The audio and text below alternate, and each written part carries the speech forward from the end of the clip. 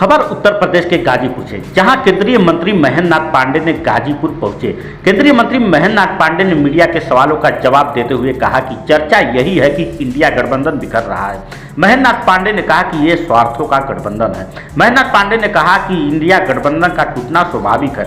उन्होंने कहा कि मोदी देश को ऊंचाई पर ले जा रहे हैं और जनहित में काम हो रहे हैं। मीडिया से बातचीत के दौरान उन्होंने कहा कि गाजीपुर की जनता मनोज सिन्हा को याद कर रही है, उनके विकास को याद कर रही है। मंत्री महेंद्र नाथ पांडेय ने दावा किया कि गाजीपुर में इस बार भाजपा प्रबल बहुमत से जीतेगी।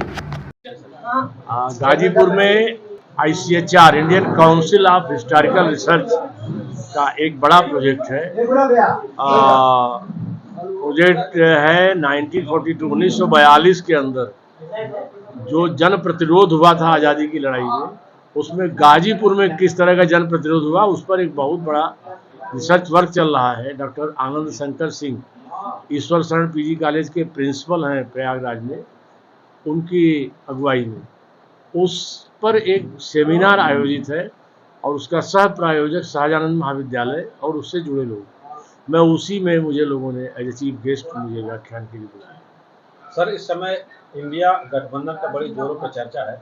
अगर हम इंडिया गठबंधन की बात करें तो अखिलेश यादव और नीतीश दोनों लोग काफी नाराज हैं, तो क्या भविष्य देखते हैं सर? हाँ, आप ठीक कह रहे हैं। चर्चा इसी बात की है कि गठबंधन बनने के बाद अभी से बिखर रहा है, ये चर्चा है। और वो सुनिश्चित है ये गठबंधन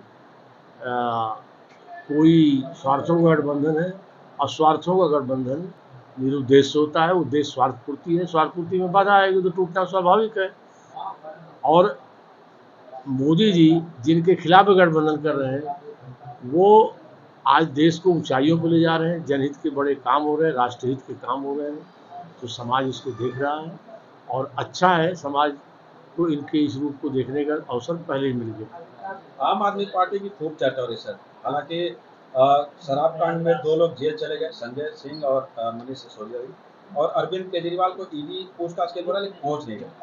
सर, क्या लगता है? भारत की राजनीति का ये बहुत दुर्भाग्यपूर्ण क्षण है कि भ्रष्टाचार के खिलाफ एक अच्छे समाज सेवी की अगुवाई में चले आंदोलन को अपने स्वार्थों में नष्ट करने वाले लोगों ने इतना जल्दी इनका ये नग्न रूप, भ्रष्टाचारी रूप उजागर हो जाएगा, इसकी कल्पना देशवासियों ने नहीं की थी। देश सही दिशा में चल रहा है और ये लोग जो है आकंठ भ्रष्टाचार में डूबे हैं। परत दर परत भ्रष्टाचार खुल रहा है। हम नहीं कर रहे हैं, अब तो सर्वोच्च न्यायालय की पूरी एक पीठ ने कहा कि इसमें आरोप में गंभीरता है। तो निश्चित तौर से यह पार्टी स्वार्थों के लिए बनी थी और इन्होंने बहुत से लोगों के सपनों को नष्ट किया है अपनी लालच में। यह दुर्भाग्य है। सर, 2024 लोकसभा चुनाव है और ऐसे में पिछले अगर लोकसभा की बात करें तो 15 सीट कमी रह गई थी। इस बार क्या भविष्य देखते हैं? उन 15 सीटों में गाजीपुर भी शामिल है।